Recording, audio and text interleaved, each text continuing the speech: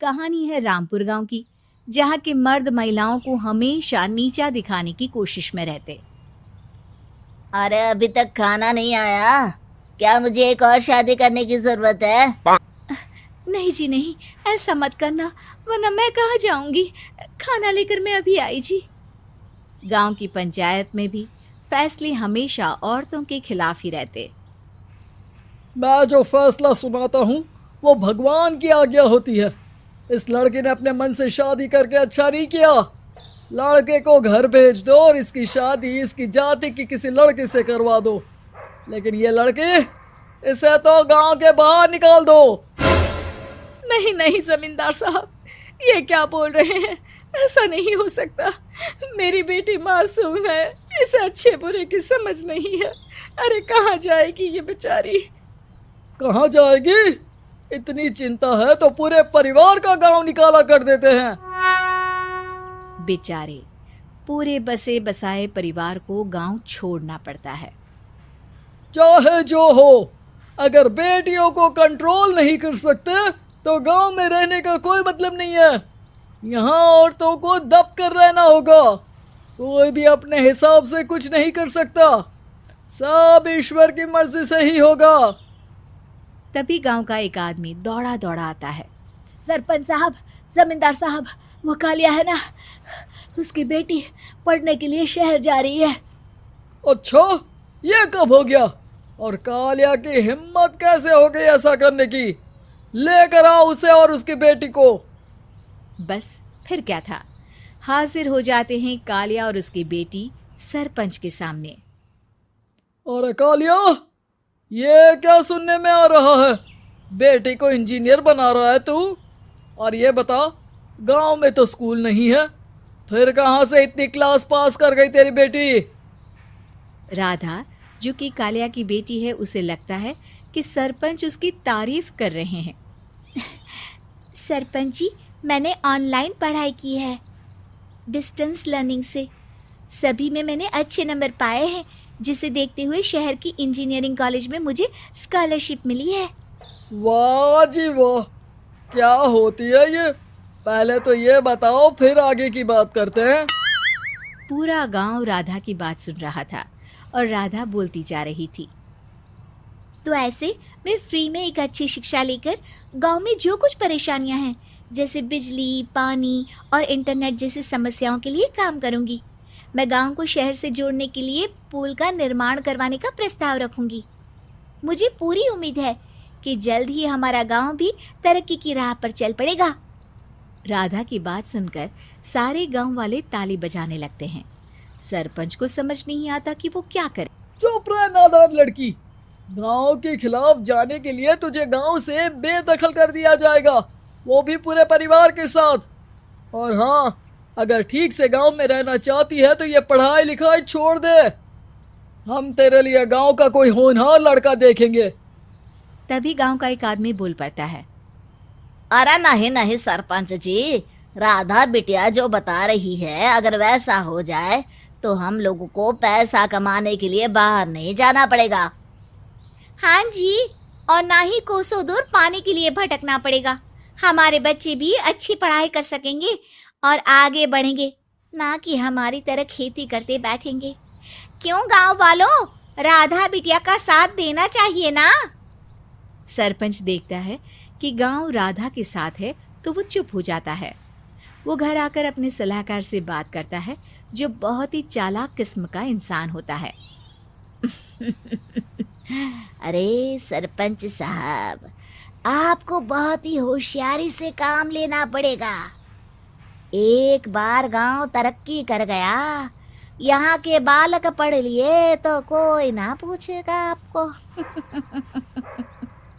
और फिर ये जो बेटा और बेटी है ना आपके, इनको भी आम लोगों की तरह ही जीवन जीना होगा। हाँ, लेकिन करे तो क्या करे? वो ना आप मुझ पर छोड़ दीजिए, बस मैं जैसा बोलूं करते जाइए। अगले रोज सुबह जब गांव वाले सोकर उठते हैं तो राधा के घर के बाहर और साथ ही वो लोग जिन्होंने राधा का सपोर्ट किया था, उनके घर के आगे लाल रंग से कल आऊंगी लिखा होता है। कल आऊंगी, यह क्या होता है? अरे यह तो खून से लिखा है, लगता है कोई भूत प्रेत या चुड़ैल का साया है। चलो सरपंच जी के पास चलते हैं। सभी सरपंच के पास जाकर उसे सारी बात बताते हैं। अरे ये तो बड़ी मुश्किल की बात है। चलो मैं एक बाबा को जानता हूँ, उन्हें बुला लेता हूँ। सरपंच बाबा को लेकर गांव के घर के बाहर जाता है। ओहो, तो ये वो चुड़ैल है जो उन लोगों को निशाना बनाते हैं जो गांव को बदलने का सपना देखते हैं। वो गांव को ऐसे ही संपन्न देखना चाहती है। वो नहीं चाहती कि कोई बाहरी यहाँ का कायाकल्प करे। क्या तुम लोगों में से किसी ने गांव को बदलने की सोच रखी है? तभी राधा की माँ रोते रोते आती है। मेरी राधा घर से गायब हो गई है। अरे कोई तो बचाओ, मेरी बच्ची कहाँ गई?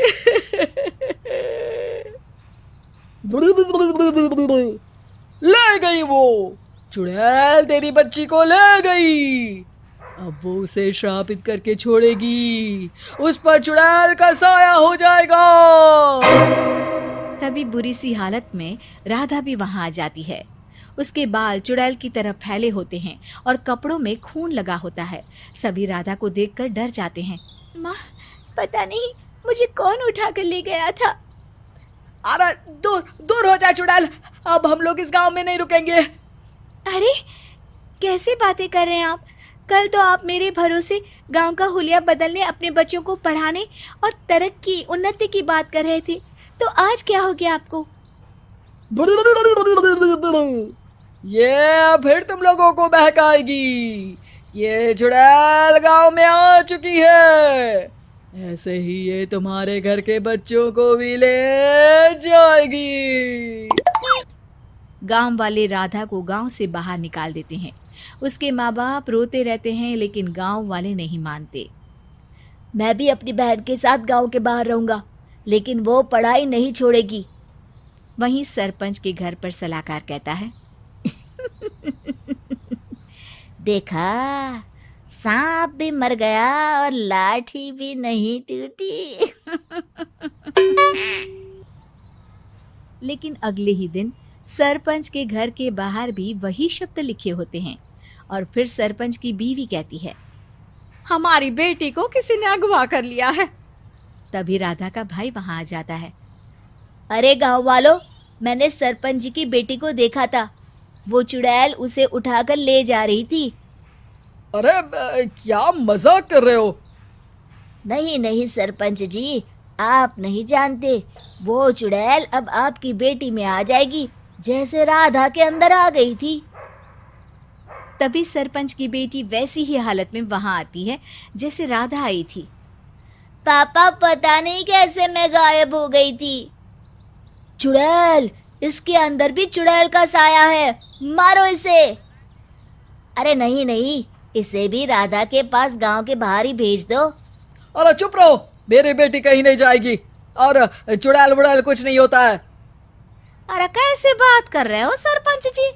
आप तो बोल रहे थे कि आपका फैसला भगवान का ज्ञान होता है, तो अपने पर बात आई तो अब आप ऐसे बोल रहे हैं। अरे ना ना ना, आपको अपनी बेटी को त्यागना ही होगा। अरे बुलाओ बाबा को। राधा का भाई बाबा को ले आता है, जिसे अब गांव वालों के डर के कारण सच बोलना पड़ता है। मैं कोई बाबा नहीं हूँ, मैं तो मोची था। ये सलाहकार महोदय ने मुझे कहा था एक्टिंग करने को। अब वो मुझे पैसे देने वाले हैं। अब मुझे माफ कर दो। गलती हो गई, मुझे माफ कर दो। तभी वहां राधा आ जाती है। देखा सरपंच जी, जब गांव के बच्चे साक्षर होंगे तो आप जैसे लोगों की चालाकी नहीं चलेगी।